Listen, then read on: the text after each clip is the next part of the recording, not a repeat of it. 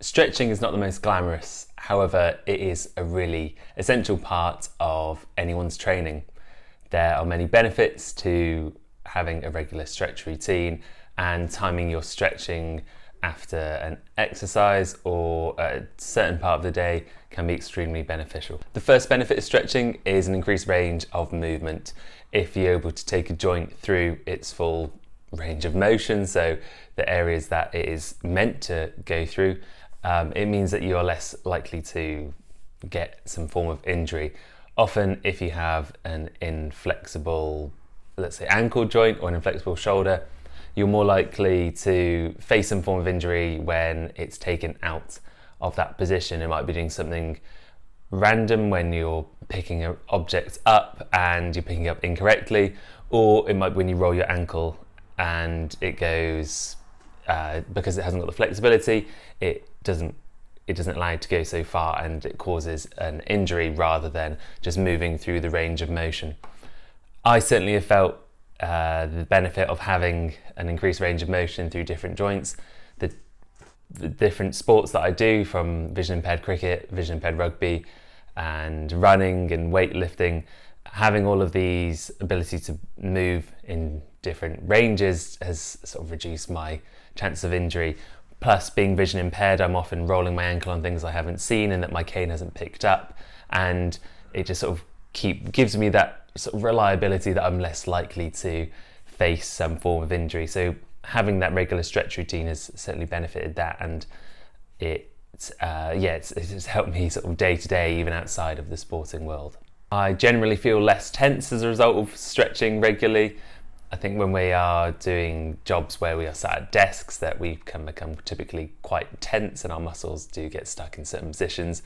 So having that regular stretch reduces that tension, reduces the build up, and it just generally makes you feel a lot better when you have put your muscles through the stretch routine.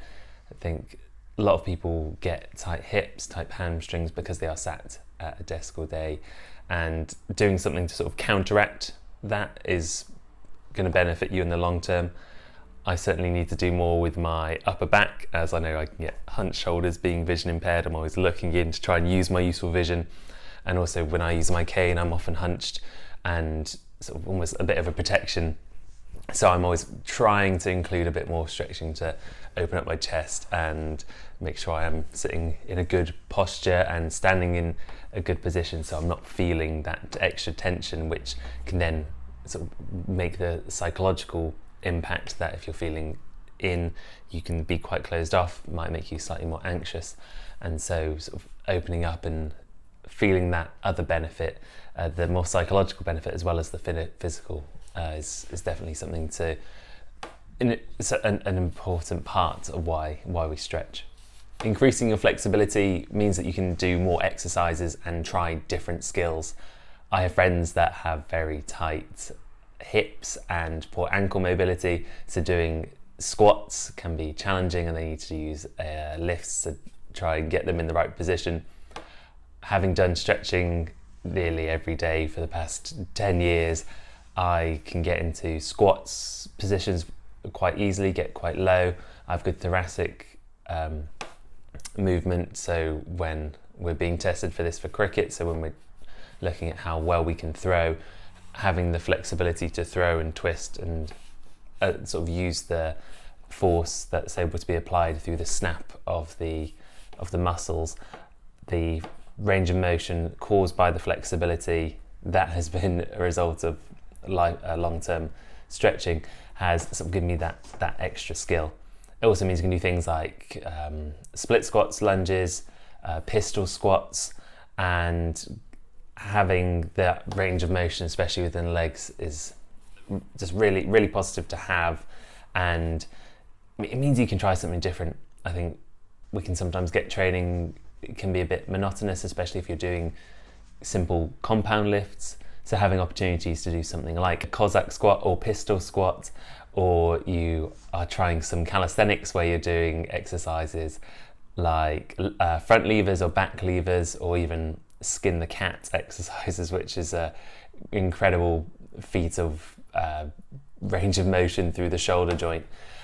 having these extra skills is just something else, and it can make training more fun, but having that base flexibility from stretching is what you need to start with.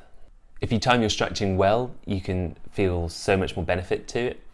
If you've done some exercise, it's always great to use stretching straight afterwards. I know we are told to do our cool downs, and sometimes when we're having a gym session that we're trying to squeeze into the day amongst everything else that we're trying to do, it can be quite challenging.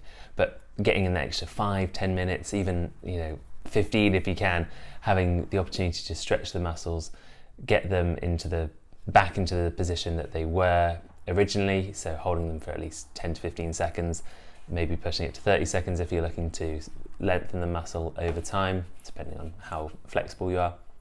Getting that in means that you can just feel generally better, increases the blood flow because you're pushing the muscle fibers through the range of motion, so you're essentially working them out again, but obviously doing it in a much more passive way.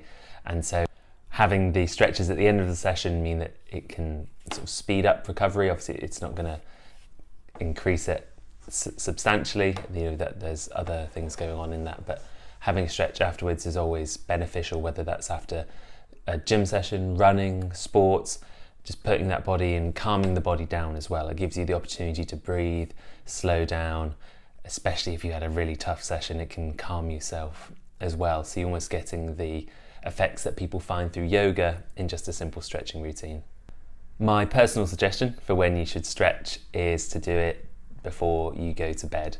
It has become part of my evening routine for the past 2 years, and having it has been fantastic for my sleep. I do it after I've done all the other tasks, so washing up, tidying up the living room, and finishing the day with the stretch before I then go and head to bed is so calming, and I find myself in a much better position to be going to bed because I've slowed down, I've focused on myself. Sometimes I put a podcast on, maybe an audiobook, just to wind me down for the end of the day. I know that isn't always so beneficial, but it's nice to sort of have that time where it's just me doing something I enjoy, something relaxing, something a little bit challenging in some of the stretches. So having the opportunity to listen to something, whether it's podcast, YouTube, audiobook, it gives you that time as well. So it gives you a bit more headspace as well. So you can switch off, or you can just focus on your stretching. Doing this right before bed, or right before you go brush your teeth, or whatever you do before you get into bed is so beneficial. I highly recommend it. It is something I do nearly every day.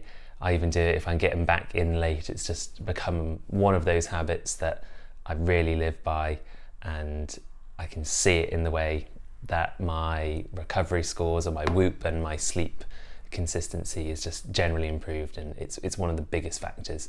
So just putting it before bed, it can be 5 minutes, it can be up to 15 or 20 minutes like I do, but just having that time to relax your body, doing a bit of exercise just to wind yourself down is so beneficial. And yeah, I cannot recommend it enough. Stretching is incredibly beneficial, and increasing your range of motion, being more flexible, being more supple, it has so many benefits to it in your training and your day-to-day life. Including it in some way during your training week is what I highly recommend. I've been doing this for 10 years, and I've been adding different stretches every time I find that some part of my body is particularly tight. I hope this has been helpful.